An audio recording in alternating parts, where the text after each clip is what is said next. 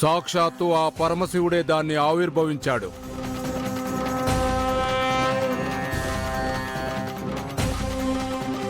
శివుడు ఆవిర్భవించిన మణిహారం కాబట్టే అది అంత శక్తివంతమైనది.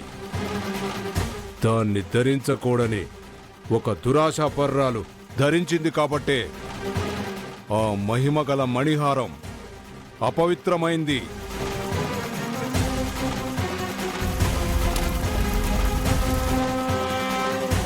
ప్రాయశ్చిత్తం చెప్పాను కదా, పవిత్రం అవుతుందిలే. స్వామి, మా అక్క చేసిన అపచారానికి ఆ స్వార్థపరురాలి శరీరం నెమ్మదిగా దహించుకుపోతుంది.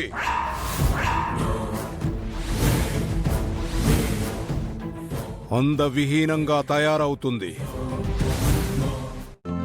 ఈ రోజే డౌన్లోడ్ చేయండి, మీ ఫేవరెట్ షోస్ చూడండి.